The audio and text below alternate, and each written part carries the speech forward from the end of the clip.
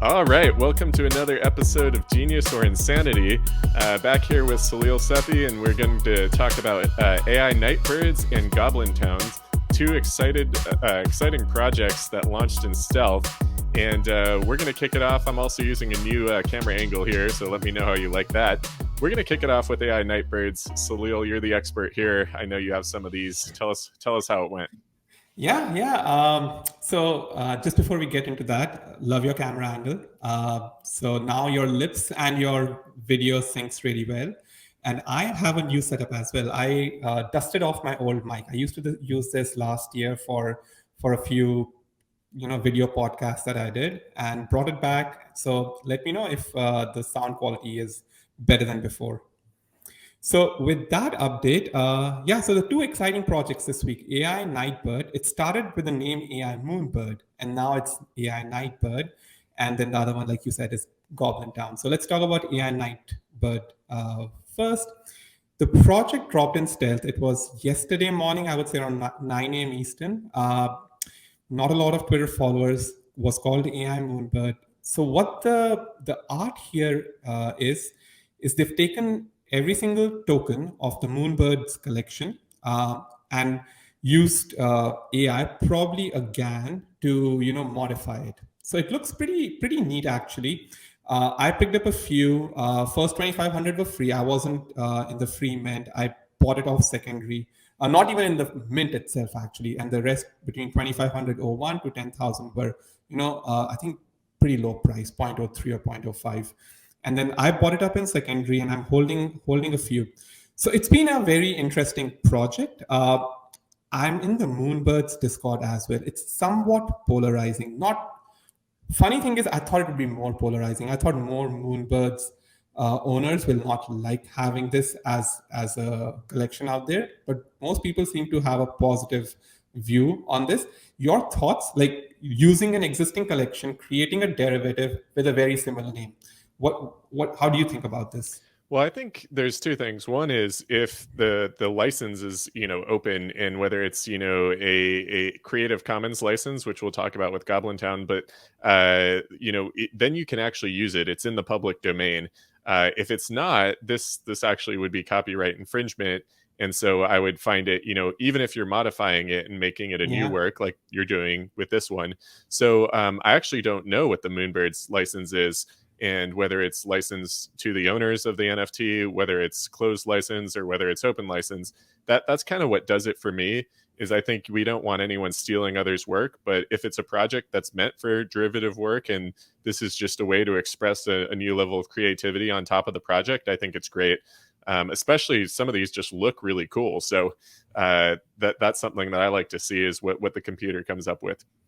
Yeah, they look actually very pretty. So I think that's been an interesting thing. So there's been a discussion in the Moonbirds Discord talking about how nice they look. And the funny thing is, people are searching for their corresponding Nightbird. I try to do also, but the person who's holding mine, I put an offer, they haven't accepted. They haven't ever listed it even. So probably they minted, they're not even checking their OpenSea. So that's an interesting place. Like I would love to have my corresponding Nightbird with my Moonbird, but it's not meant to be for now. Hopefully it changes in the future. And another question for you, Salil: Did you find out about this mint because it was in stealth through the Moonbirds Discord, or where else would someone have found out about this? This was Twitter, man. I saw a few tweets fly by in the morning or in the afternoon saying, "Hey guys, here's a contract. It's minted out, super cheap, AI generated. Not financial advice. Do it on your own risk." So I saw it on Twitter. I didn't see it on the Moonbird Discord. I bought a few and then went to the Moonbird Discord to see what people are talking. And I don't think it became a big topic until later in the evening. So it took a while before people started, buying these or looking at this. And I ran some numbers just before this show. So 643 wallets that own a Moonbird also own a Nightbird. So that's an interesting information. And 4,700 people own a Nightbird. So about 14% of Nightbird wallets have a Moonbird in it, which is fairly interesting. The second thing is, I have a Moonbird and I have a Nightbird, but my Moonbird is in a cold wallet and my Nightbird is in a hot wallet. So I think that 600 number is an underreporting. I think a lot more, or not maybe a lot more, but few more Moonbird owners probably have a Nightbird than what the numbers show. Yeah, and you can't even display yours together right now. So if you did get the same one, you'd have to solve that issue. Yeah. In any case, I like that you ran the numbers because then you don't have to rely on what people are saying that is polarizing in the Discord. You actually know how many people acted and picked one up. So I think that's good to know. Yeah, and so last night was a very interesting night.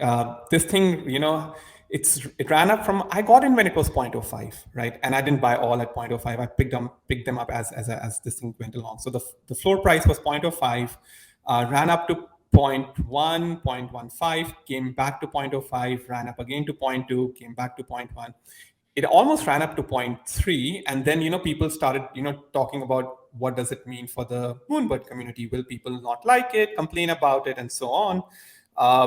But yeah, so it came back down overnight. It stayed pretty consistent between 0.2 and 0.25, and then this morning there was a tweet by Kevin Rose saying, hey guys, there are a few projects with this. He didn't call this exactly out. A few projects with the name Moonbird in OpenSea. We are actively working to get them removed. People just read this first line and literally started dropping the floor. It was 0.25 roughly. And a few minutes after this tweet, the floor just tanked to 0.07. People thought this is it. It's getting delisted from OpenSea. Let's just offload it. The second paragraph or second section of Moonbird's tweet from Kevin Rose was, no problem with the art, love the people are doing derivative work, just don't want people to get confused with the Moonbird name. And people didn't go as far as reading that. So kudos to the creator of Nightbird. It was called AI Moonbird before. So within a few minutes, it name changed from AI Moonbird to AI Nightbird, and looks like that thing is taken care of. There is no DMCA happening. The proof collective is okay about this. But there were a few nervous moments because as the name changed, the URL changed on OpenSea as well. So you saw Kevin Rose's tweet, people are refreshing the page and they stop seeing the page. It literally says 404 page not found. And you're like, that's it, right? Like now we are just holding tokens and that's not listed on OpenSea. And it took a bit before people realized that the name changed. So I think it was handled very with class by both Proof Collective and the community. I think on Nightbird has been good and trying to engage with the Proof Collective and the Moonbird people. So overall, I think it's been an interesting last, I would say 16, 18 hours being part of both communities. Yeah, well, I think the final question on this is: do you plan to hodl this like you do with your with your real Moonbird? Oh my God, dude, that's a tough question. This one, I don't know. I love the art. I don't know if I'll have. So right now, I'll be transparent. I hold 5. I don't think I'll keep all 5. I think a few of them are purely for speculative reasons. Well, you were up 5x at one point from 0.05 to 0.25. Oh yeah, but I didn't buy all at 0.05. I bought a few at 0.2 something also because that's when it was running up. But overall, I think with the current floor price, I think I'm up a little bit, like maybe 0.1, 0.2. Nothing insane, right? Not life changing by any stretch. But I might, if I get my Moonbird cousin Nightbird, I might keep it. Depends on the price, right? If someone wants to sell it to me for like 5 ETH, 2 ETH, even 1 ETH, I won't. But if it's like a cheaper price point, I would love to grab both and just hold on to them. And yeah, maybe just trade these. So I don't know. I might not hodl this, but might want to have the same one for Nightbird. Nice. Well, I like to see the collection growing, and you're staying thematic. You have a bunch of birds, and with that, maybe I'll talk about Goblintown a bit, Yeah, let's because do that. this is something you probably don't want in here, because Goblintown is a little different style, if you will. Also a stealth drop. But I think what's interesting here is the entire mint was free, so it didn't start out free and then step up to some other mint price, it was always free. So this is a little bit strange for the NFT space, because what that means is the team doesn't get paid except through any secondary royalties, or ones that they held on to and then are able to trade once the price rises, or if the price rises. Well, we know it did. Let's just start with some main points here, and then their ASCII art and their smart contracts at the bottom here. They're definitely a Wow. creative dev team trying to be very artistic. So the name Goblintown comes from bearish sentiment, and right now the market is of course bearish. So they picked a good time to launch. They must have been planning this. We've been sort of bearish for a while. I don't know how quick they were able to put this together, but definitely an opportunistic timing on this for the theme. So the mint was free. It's Creative Commons license, so meaning it's in the public domain. There's no copyright reserved. Anyone can use this for any purpose they want, which is really cool, which makes sense for a free mint.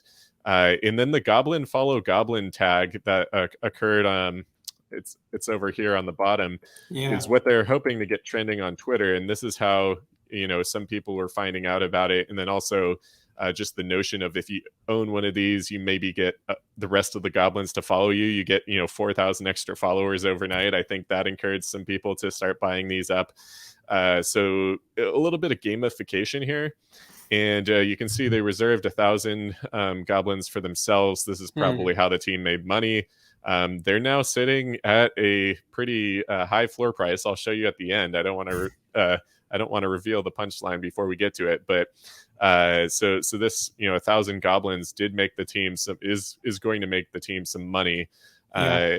And Salil, what do you think about this idea, just in general, of giving away an entire project for free, and just kind of taking it back to a project that's a little more fun? Yeah. The last point I want to cover before you answer there is that there's no roadmap, no community on Discord, and no utility. So they set Yeah. expectations. I mean, one of the things I like is they set realistic expectations. Yeah. there's nothing, and they say there's nothing. So really, if you choose to buy into this, what are you buying in for? That's up to the buyer and collector to decide on that. Yeah. Yeah. No, I think it's super interesting, right? So let's talk about the first question you asked, which is, this is a very different business model, right? Like most NFTs are minting out at between 0.05 to zero point 0.1. And just recently, right, last month, we were starting to see some NFTs go to like 2.5 ETH mint price. That's what Moonbirds minted, right?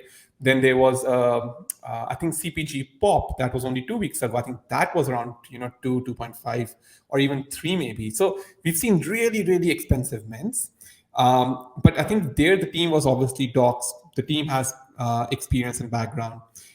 It's a different business model. I think what I like about this business model is it incentivizes the team to stay true to the project much longer, right? As you said, the team will probably only make money if the floor price goes up, and then they are able to flip these in the secondaries, the 1,000 goblins they have. So let's just run through a simple math scenario here. You can have a zero point 0.1 mint, or let's say a 0.08 mint. You do 10,000. That means on mint, the team walks away with about 800 ETH, 800 to 1,000 ETH. What they're doing is very similar. 10,000. Is it a 10,000 mint or Yes. okay? So 10,000 mint, keeping 1,000, and if the floor price is 1,000, they also can sell at the floor and walk away with 1,000 ETH. And then there's a secondary, which is true for both cases.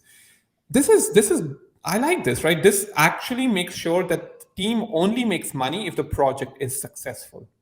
So I think this is pretty fascinating. It's new, it's interesting. I like it. So yeah, overall, I think it ties incentives tighter and for longer for the team and the community to get together. Yeah, I think I agree. There's definitely, and you can't rug pull this, right? Because Yeah, initially you haven't brought any funds in. That being said, it is pretty speculative, because you don't actually know if a community will ever form. You might have to be yeah, the one to reach out to the other goblins and say, like, should we get a Discord together? Should we start a Twitter community? Do we just keep tagging goblin for goblin? Follow goblin. yeah, So I think there is. Some people like that. It's almost like a mystery or a game. You sure. have to go out and seek out the other folks and collaborate. So I don't think there's a problem with it. I think you just have to realize that this could have been, you bought a bunch of these and it was really a nothing burger, and it turned out, to Yeah. be something a lot more special. So and people are loving it. So they're kind of just a little fun thing here. There's a bunch of goblin sounds here. I'm not even going to attempt to read the description here. You can give that a go. This is from their Twitter. I actually tried to read this out loud before, and I said this isn't going to go on the podcast. And some people, the numbers are saying some people love this. It is the most Yeah. traded project behind Other Deeds for Other Side Yeah. in the last 7 days. So above Bored Ape Yacht Club, and so I think this is Wow. something pretty amazing that this happened. Yeah. Stealth launch to being a sort of superstar out of the gate. Yeah. And people are just having fun with it. They like that they're ugly. This is some guy on Twitter.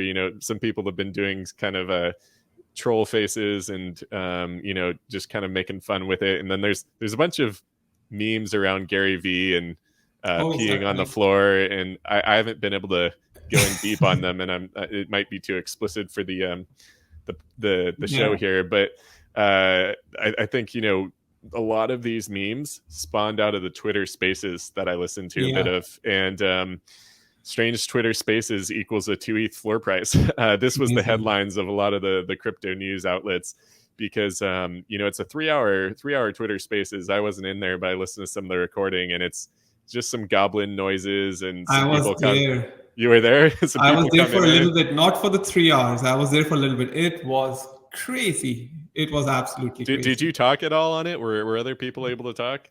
I think a few people went up as speakers. No one cared, right? They were just asking for utility and funny things, and these guys were just making, goblin sounds, like gargly sounds. It was just weird as hell. Yeah, yeah.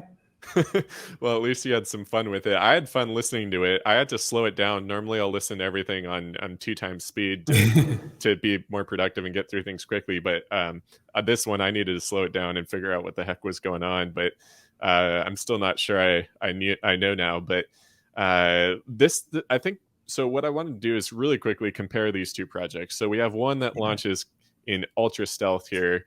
You really only find out about it from Twitter spread, and it's free, and there's no roadmap, no anything. It's not tethered to another project, and it gets this sort of random, if you will, viral success. And then the AINightBirds, which was AI Moonbirds, that's tethered to a successful project, so you might Hmm. have expected something to happen there, but they both did somewhat of a stealth launch.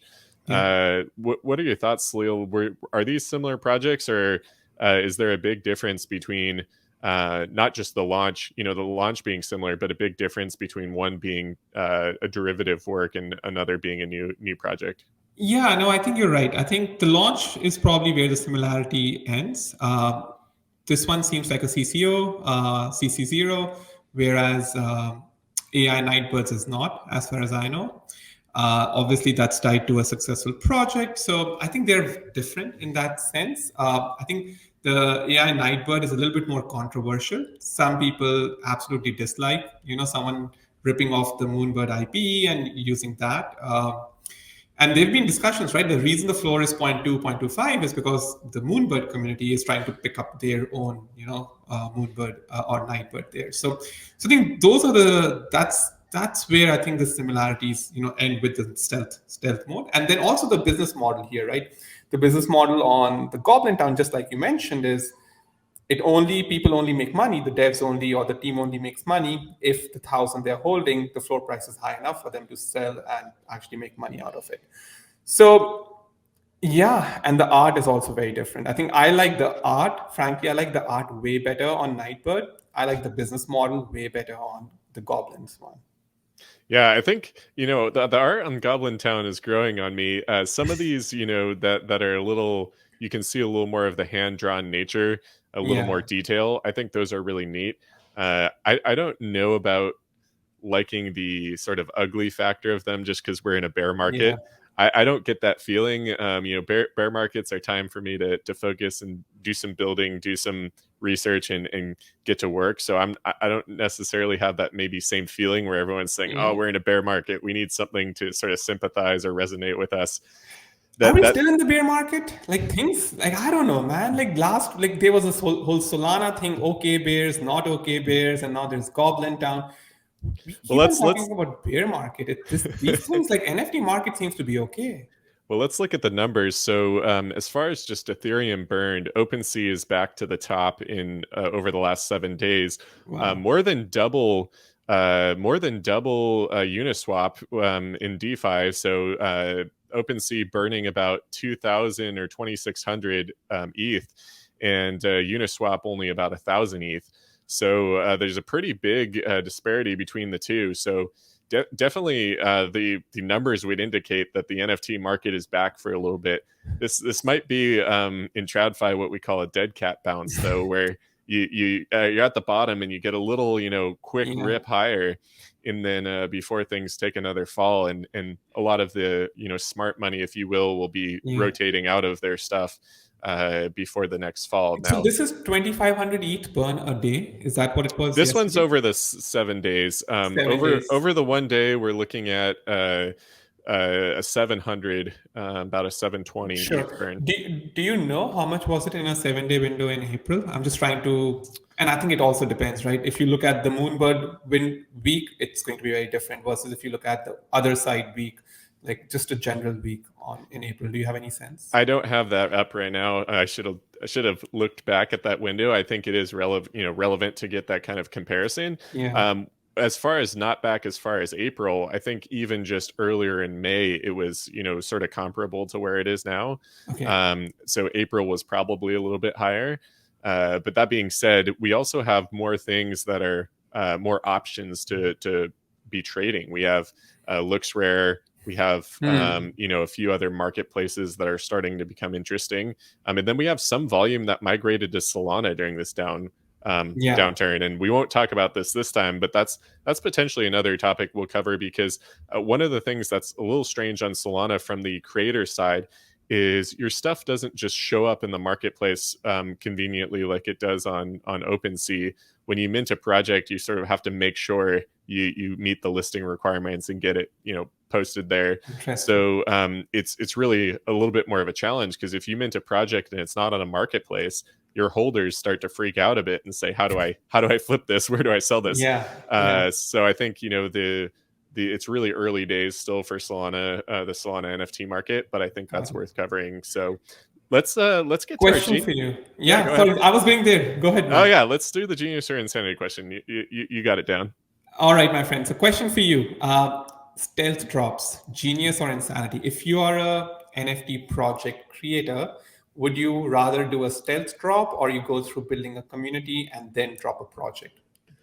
Yeah, this is actually, I think, the toughest one for me coming that we've done so far, is because I have an NFT project and it's not stealth, and I know how much work it is. So I'm gonna go with stealth drop being genius, because you don't have to have a Discord, you don't have to have a roadmap, you don't have to stress over these things, go through hundreds of hours of planning that Yeah.